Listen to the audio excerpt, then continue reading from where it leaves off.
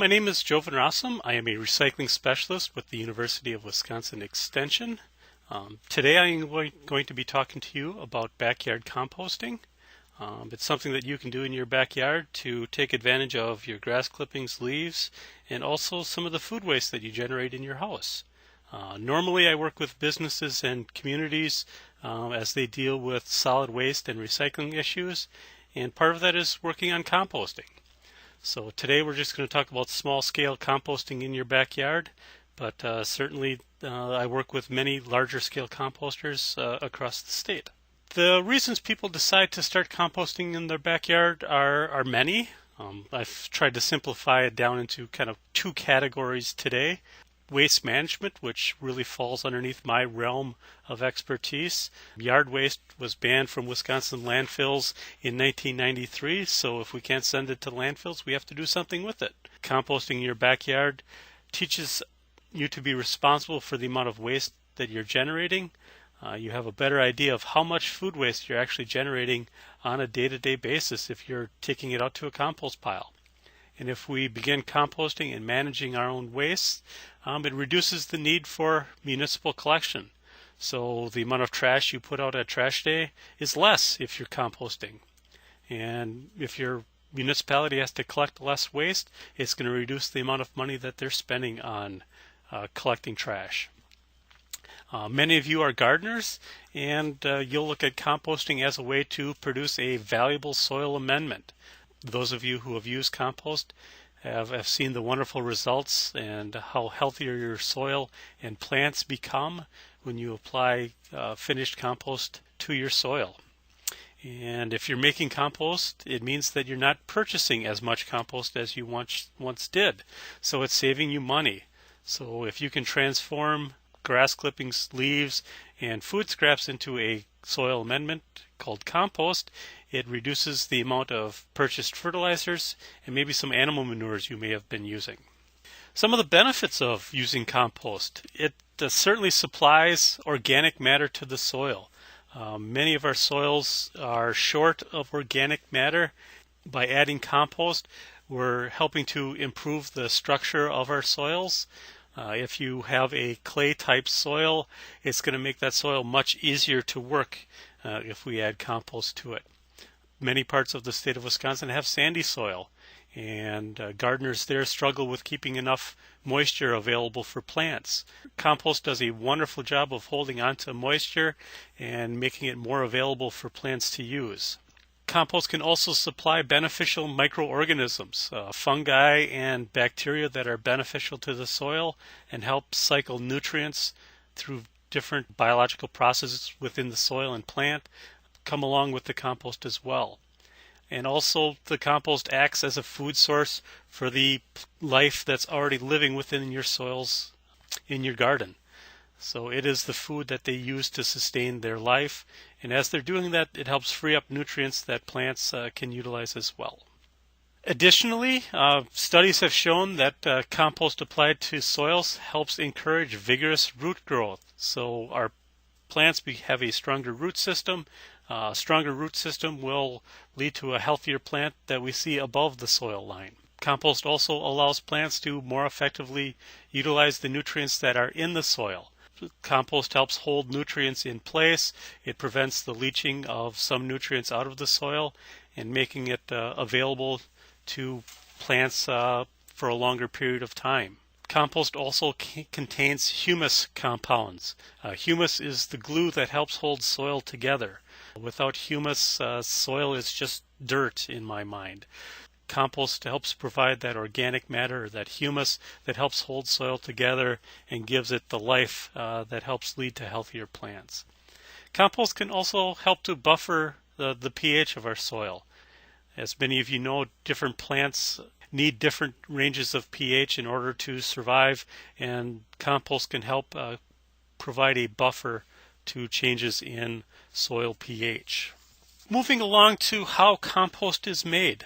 Believe it or not, compost has been made on the planet Earth ever since there was a living organism on our planet. That living organism dies and becomes food for something else. It's a natural process that we can observe in nature. Go for a walk in the forest and dig down underneath the leaf litter, and you see this rich black substance that is really the product of the decomposition process or composting process. A technical definition of compost would be the biological decomposition of organic matter in the presence of oxygen. The organic matter is the materials or the food that we provide to our compost pile. Oxygen comes from the air that we breathe. And as humans, we like to influence the natural world around us. And the composting process is no different. We can create conditions that can speed up the decomposition process. We also can make missteps that can slow down the decomposition process. So if we think about a tree that falls in a forest, it's going to take years for that to decompose and turn back into a compost product and be absorbed into the soil. If we shred that tree into wood chips or sawdust, that can be added to our compost pile and will break down much more rapidly than just that tree trunk laying on the forest ground. The other thing that takes place during the composting process is the volume of material will shrink. As we see at the bottom of the slide here, we end up with about 1/3 by volume of the material we've initially started. So what's happening within our compost pile? Or better stated, who does the work of composting? Much of the work is taking place by organisms that we can't see.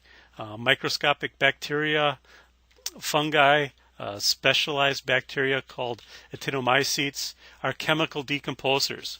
They secrete enzymes that break the chemical bonds of the materials that are within our compost bins, and as those bonds are broken, energy is liberated. Those organisms use that energy in order to sustain their life functions. But more likely, as you pull the lid off your compost bin, you may see some mites, some earthworms, or some cell bugs and centipedes scurry away. While certainly these organisms do provide some decomposition of material, the bulk of the heavy lifting is taking place by those microscopic organisms. But certainly those macroorganisms, the worms and the cell bugs and centipedes, they form more as a physical decomposer. In essence, they're chewing the food that we've provided for them, putting it or making it into smaller pieces and allowing more surface area for bacteria or fungi to further the decomposition process. Many times garden centers or garden catalogs will offer compost starters for sale. In most cases, this really isn't necessary for you to start composting in your backyard. Just a teaspoon of healthy garden soil or healthy finished compost contains all the organisms that you need in order to get the composting process started. So no need to spend your money on compost starters in order to get the composting process started. When I think about the composting process, I like to use the image of a three-legged stool.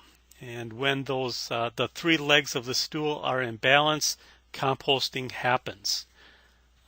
And our three legs are made up of the food or the materials we add to the compost pile, oxygen, which the organisms use to live and breathe, and water or moisture, which is used to sustain the life function of the organisms found within the composting process.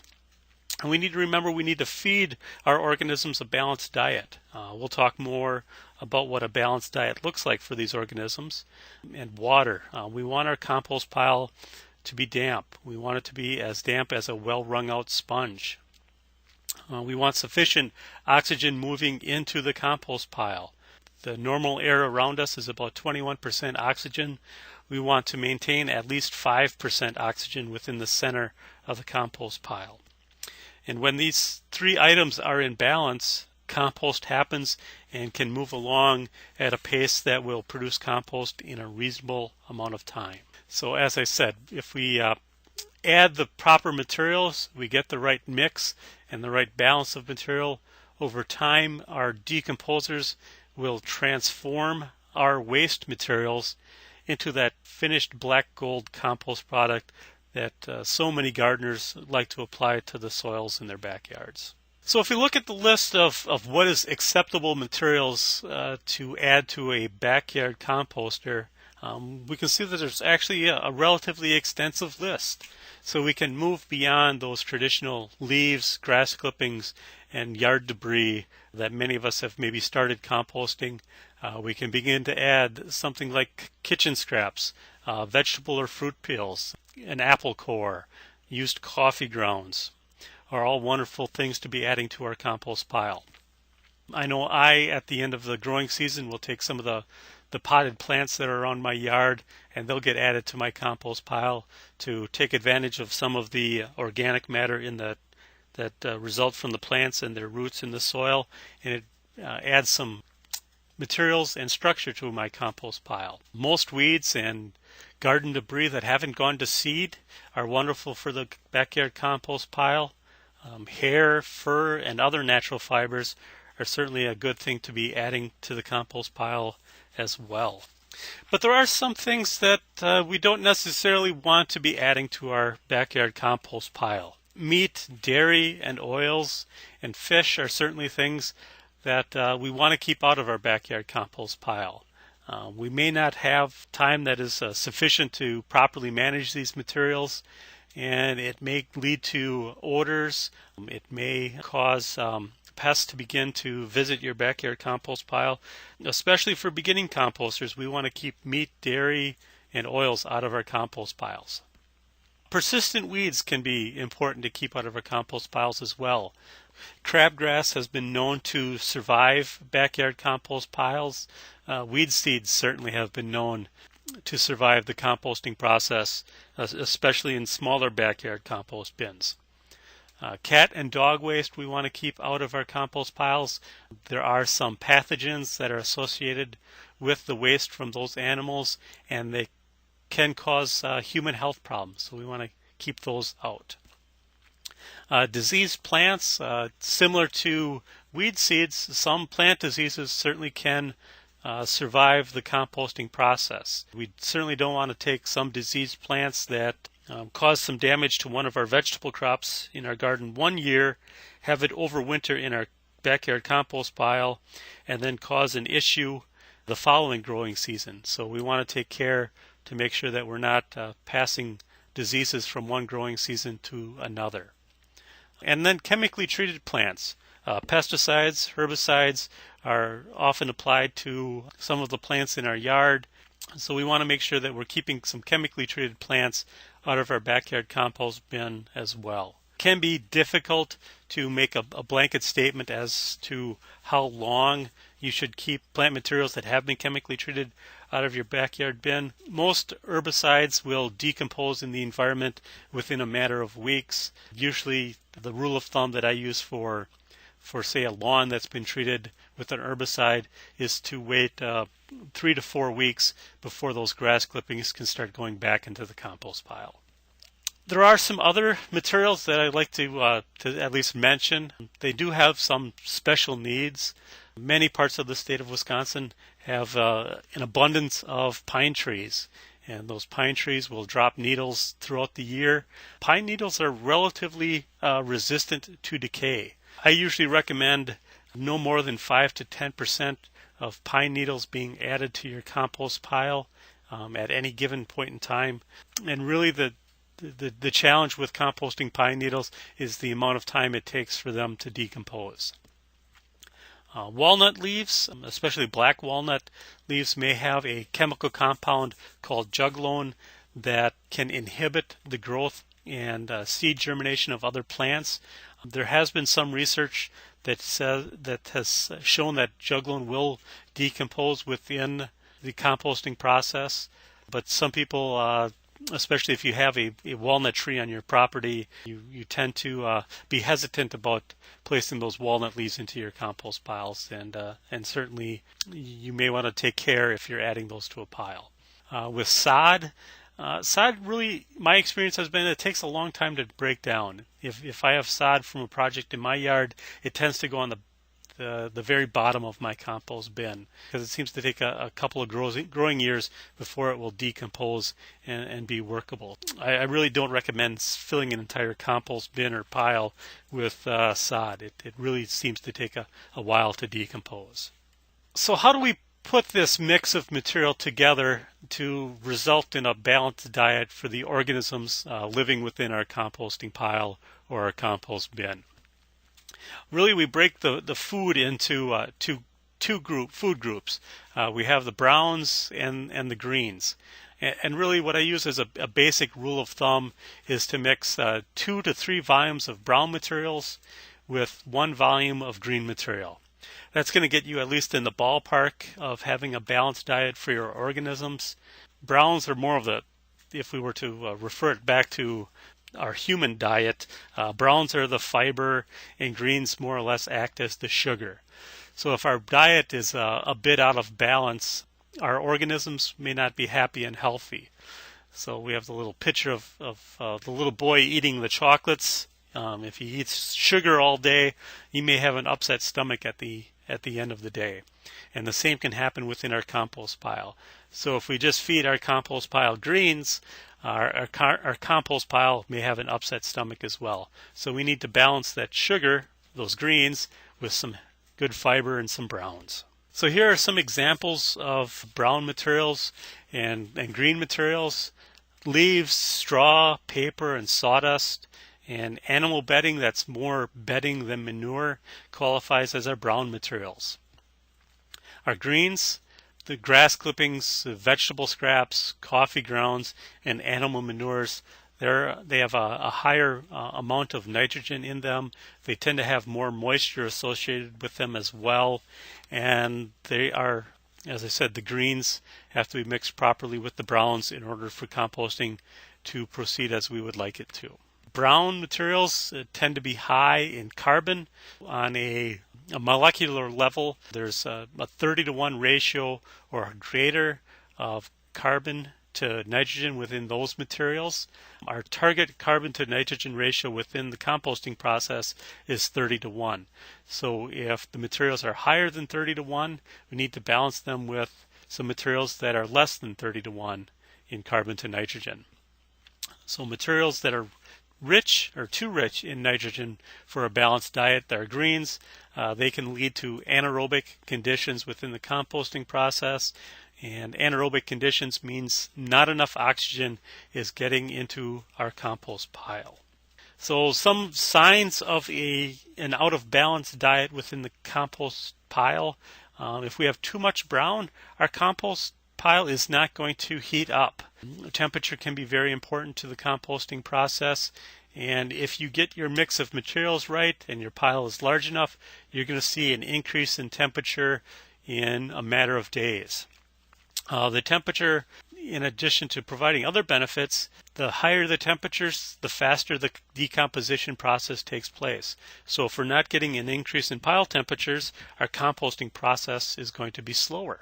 If we have too much green in the pile, it tends to reduce the amount of oxygen that is available for organisms to use. In essence, the decomposition process is taking place more quickly than oxygen can move into the pile. So we have poor airflow moving into the pile. We may have excess moisture that has come along with those green materials, blocking the pore space and reducing the amount of air that can move into and out of the compost pile.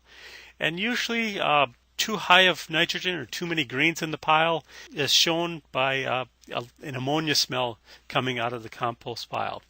Ammonia contains nitrogen, and it's sending us a signal that there's too much nitrogen, too many greens in the pile. So we have to balance the carbon and nitrogen ratio within the pile by adding some more browns to the pile to bring that diet back into balance. Well, certainly I could spend more time talking about carbon to nitrogen ratio, talk about recipes for various materials. For the most part, especially for beginning backyard composters, I really like to keep it simple. And really, if you mix or start out with a mix of 2 or 3 volumes of brown to 1 volume of green, you're going to get really close to having a balanced diet for your decomposers. And that balanced diet is going to help get them started off decomposing those materials that you've added and start producing compost that you can use in your gardens. So now that we've had a thorough discussion of the food that we've been adding to the composting process, let's talk a little bit more about another one of the legs to our stool, the oxygen leg. A pile that is starved for air will become anoxic, short of air, or even anaerobic. If our compost pile becomes anaerobic, a whole different group of bacteria moves into our pile, the anaerobic decomposers. These decomposers do not work as efficiently as aerobic decomposers, and they also produce some byproducts that have some very bad odors associated with them. They start producing organic acids, they produce amines. These are things that smell like decaying flesh.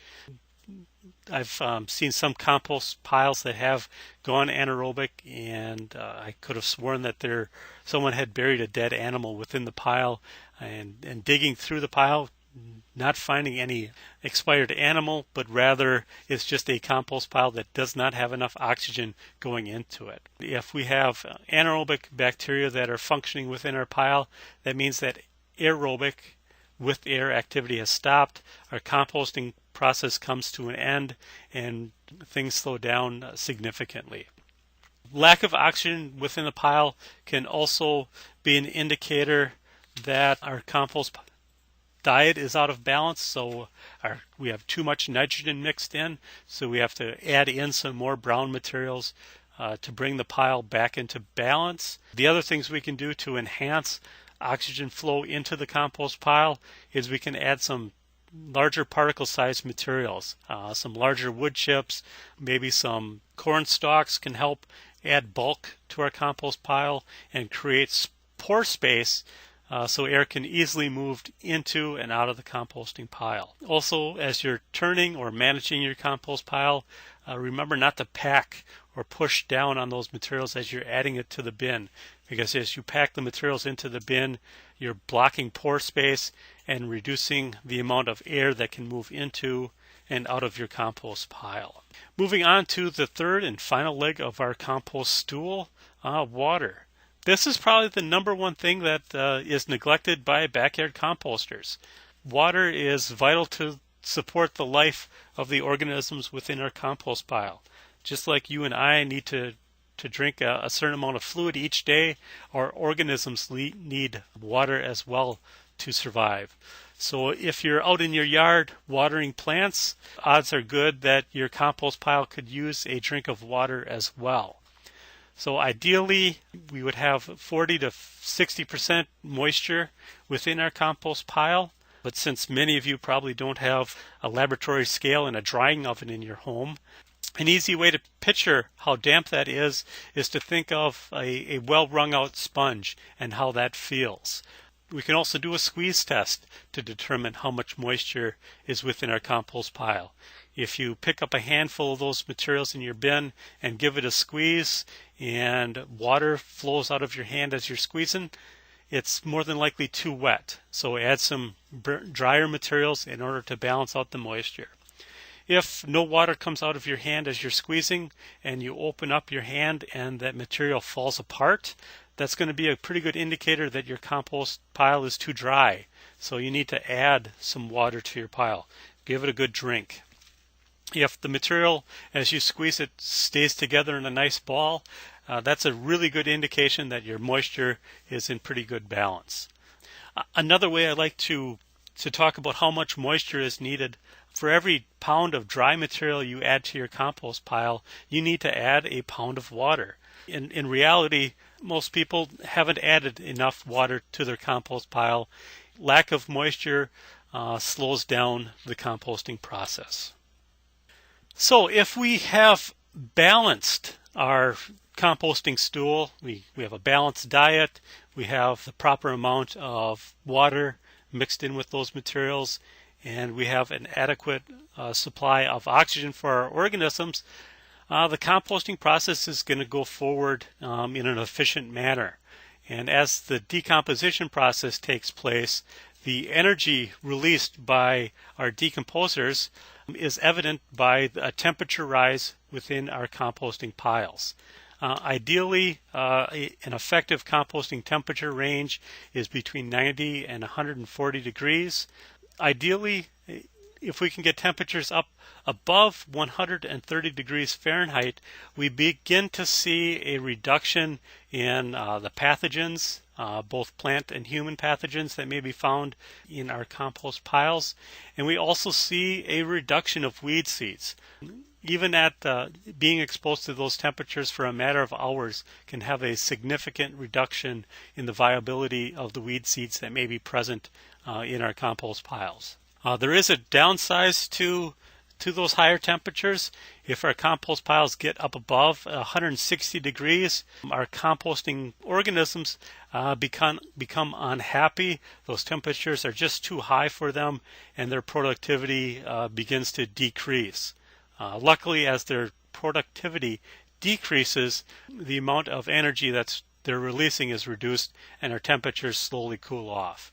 As a backyard composter, we want to take advantage of these higher temperatures and be turning our compost pile a few times while we have these higher temperatures being generated, so that we can expose all of our materials in our compost pile to those higher temperatures. The temperatures are going to be highest at the center of our compost piles and slowly decrease as we move towards the edge of our compost pile. So we want to really take advantage of those higher temperatures in the center core, which is another reason why we want to be turning our compost piles. The other thing, in order to get these higher temperatures, we have to have sufficient compost pile size. An ideal compost pile size in your backyard is about 3 feet tall and 3 feet wide. That size bin seems to be large enough where we can begin to see the generation of temperatures within our compost pile. So as I said, a 1 cubic yard or a 3 by 3 by 3 foot pile should be large enough to maintain higher temperatures within the composting process. But certainly we do have to remember it does become winter in Wisconsin, and not all compost piles, no matter how large they are, may remain active throughout the winter season. So I know my compost pile will generally stay active through December and sometimes into January. It freezes into a compost popsicle for a couple of months, and then in March and April it begins to thaw out and the composting process begins again. Some other factors that certainly do influence the composting process is particle size. There are some composters that will use a shredder to reduce the particle size of the materials before they add them to your compost pile. While smaller particles certainly do have a greater surface area for bacteria to live on, we still need some larger particles mixed in order to maintain pore space and airflow into and out of the compost pile. If we just have all small particles within our compost bin, it's going to pack tightly together and reduce the amount of pore space that's available for air to move into and out of the piles. Generally, I suggest keeping compost piles less than 5 feet tall by 5 feet wide, because they tend to get a little bit too difficult for the average homeowner to turn. So think about what you do. You get up on a Saturday morning with the intention to turn your compost pile. If your compost pile is much larger than that 5 foot size, it may be proved to be a little bit difficult. And if you're not able to turn those materials on a routine basis, it may lead to anaerobic conditions within the center of your compost pile. So if you have more material than will fit in that 1 cubic size pile, my suggestion is to have multiple compost piles. Makes it a little bit easier for you to manage and to keep track of. Another question that people often ask me about composting in the backyard is whether or not they need a compost bin. Composting certainly can take place without a bin, compost heap, a compost pile. Some people will use trench composting or sheet composting. But those methods may not be as appealing to some people, especially if you have neighbors who are close by. So there may be some aesthetic concerns, and that's where a bin, whether you build it yourself or it's a manufactured bin that you purchase, may help make your neighbors a little happier with you than having a sprawling compost heap in the back corner of your yard. Some compost bin plans are available through UW Extension. I think we have about 7 or 8 different plans that are available that should meet just about every composter's needs. Some of them are easier to build, some of them are more complicated to build. One tip, some of the bin plans call for the use of lumber. Please do not use treated lumber in order to build your compost bins. Some of the chemicals that are used to treat lumber can leach into our compost, so please don't use treated lumber for building your bin.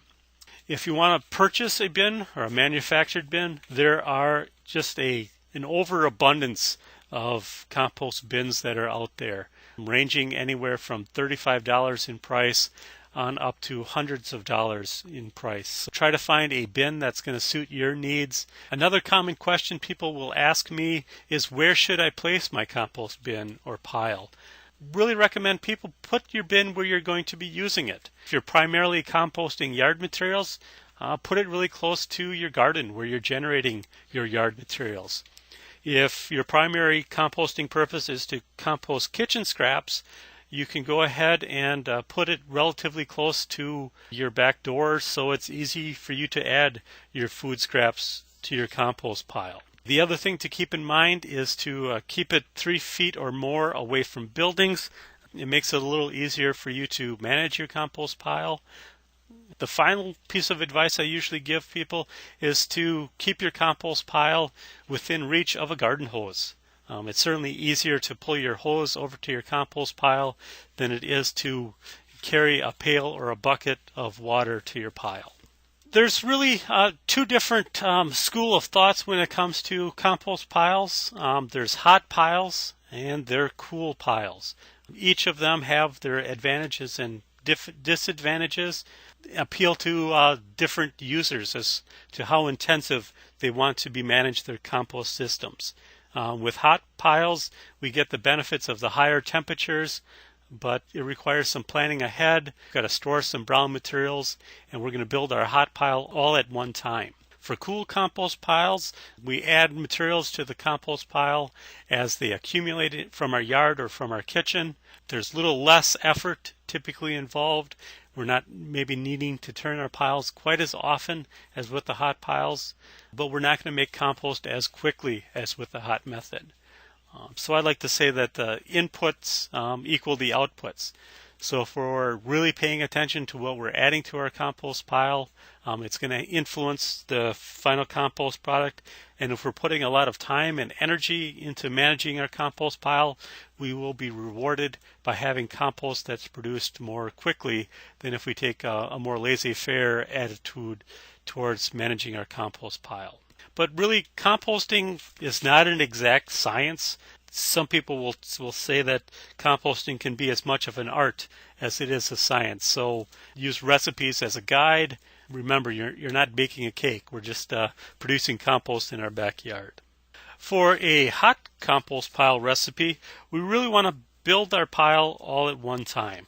So we'll have our supply of brown materials. We'll have our supply of green materials on hand. We'll mix them together in a proper ratio for the materials that we're using. 2 to 3 volumes of brown material for every 1 volume of green. That composting process is going to take about 12 weeks for the decomposition process to take place. For the first 4 weeks, we probably should be turning our compost pile on about a weekly basis. For the next group of 4 weeks, we'll be turning our compost pile once every 2 or 3 weeks. And then during that final stages of composting, we may be turning it once or twice. The benefits of a hot composting method is the composting process is going to take place much more quickly than with the cool method. And that the hot method is producing higher temperatures, and those higher temperatures is going to influence the number of viable weed seeds that may be present in our final composting process. The higher the temperatures, the fewer weed seeds that are going to be present at the end. Cool and easy composting. Here's where we're going to be building our compost pile as the materials accumulate. This is the method that seems to take place in my backyard. I just maintain a a couple of different bins in different stages of decomposition, adding brown materials to my piles over time, and then mixing in those green materials as they're either generated in my kitchen or in my garden. It's quite less intensive management. You may be turning your compost piles once every 3 or 4 weeks, or once every couple of months, depending on the needs of the pile and how much material you're adding. Water it as needed. It's a really good method managing kitchen scraps. So you add leaves or straw to your compost pile, and then when you bring your kitchen scraps out to your compost pile, you add them to the pile and either bury them into the leaves or straw, or cover them with a few handfuls of those straws or leafy materials in order to mix in the browns with the greens. So we've got to plan a little bit. So if we're need a supply of leaves and it's the middle of summer, it can be a little challenge to find some dry leaves. So straw tends to be a pretty good substitute. I know many composters who will bag their leaves in the fall and then just keep them on hand as they mix in with their piles over time. So we'll, at the end of maybe 6 months, a year, or even up to 2 years, we'll have some nice dark brown crumbly compost at the bottom of our compost bin. We can either use a screen to sift out the finished compost, or we can just dig it out from the bottom and add to wherever we want to be using that compost. As with anything that takes place or that we try to do in our backyard, it may not go exactly as we had hoped or as we had planned, but never fear, there are some remedies to some of the common issues that take place with backyard composting. I'll talk about just a couple of them here. That nothing is happening. So, people will buy a compost bin, they'll take it home, they'll put materials into it, and a few weeks later they'll be discouraged because everything really looks exactly the same a month or two later than the day they put it in. Usually one of two things is happening.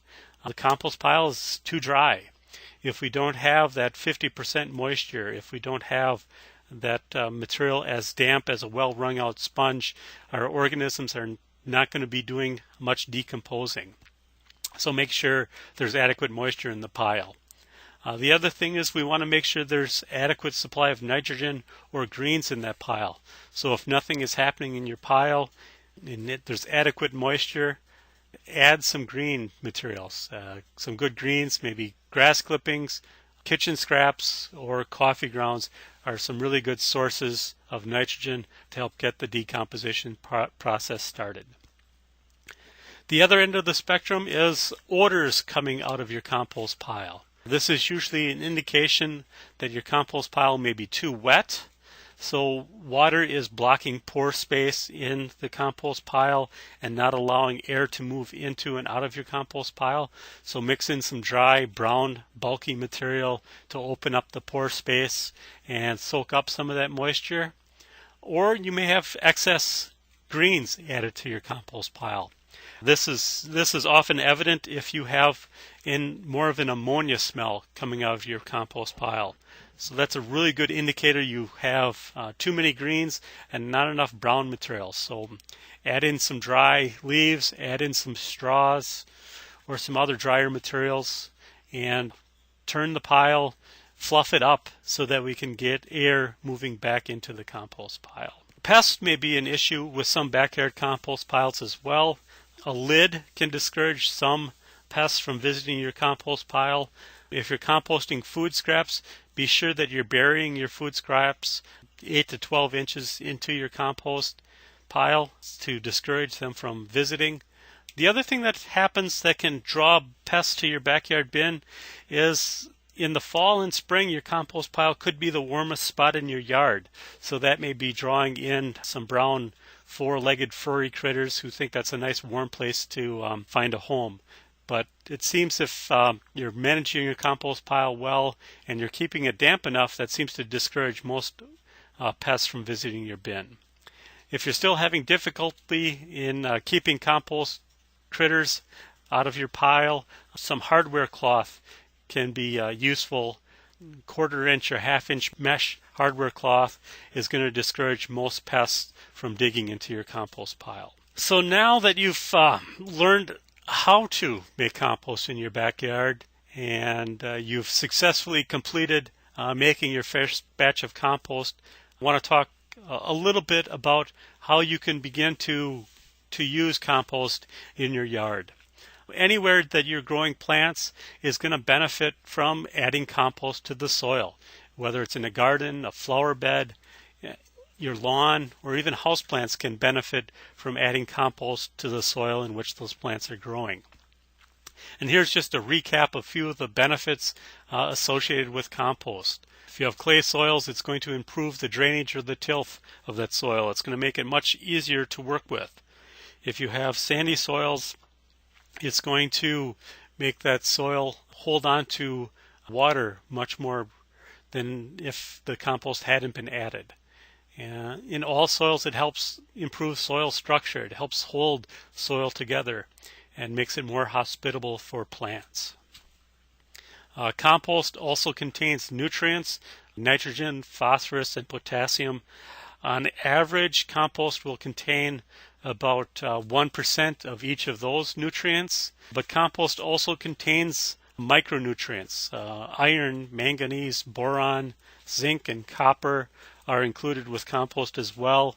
These micronutrients are utilized by plants for cell functions, and they are important to help plants be healthy as they grow.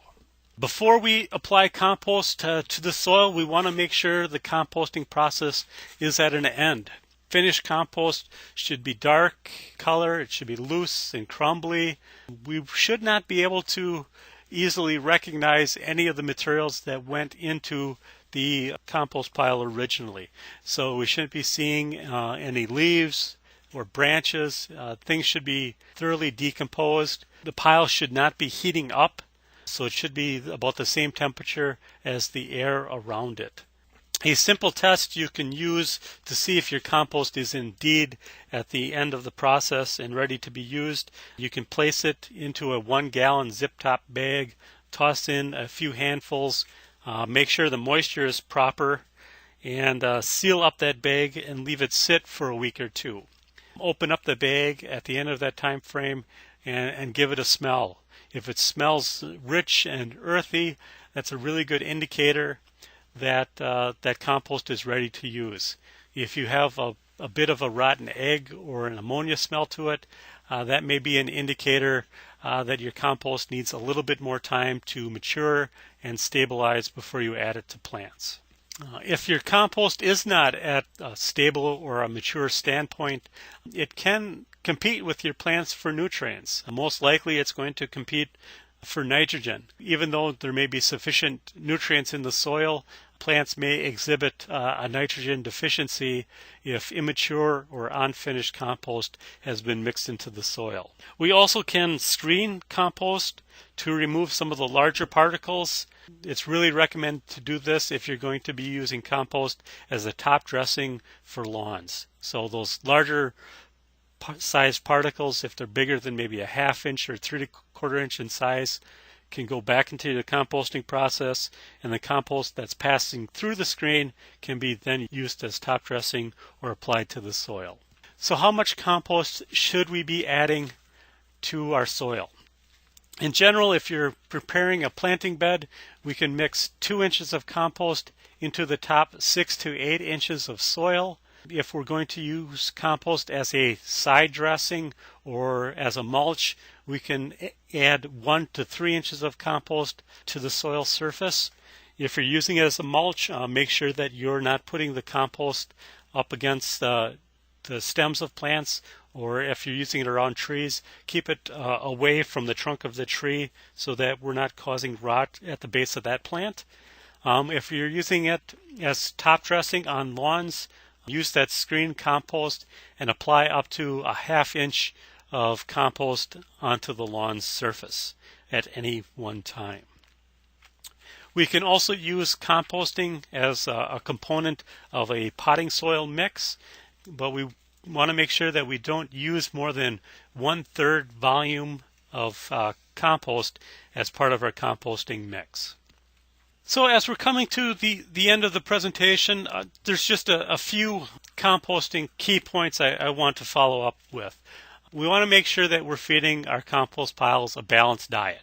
So mix in our 2 or 3 volumes of brown material with 1 volume of green material in order to keep our composter's diet balanced. We want to make sure we're adding enough moisture to the compost pile. Make sure that that material feels as damp as a well wrung out sponge. And then we want to be turning our compost pile when you need to.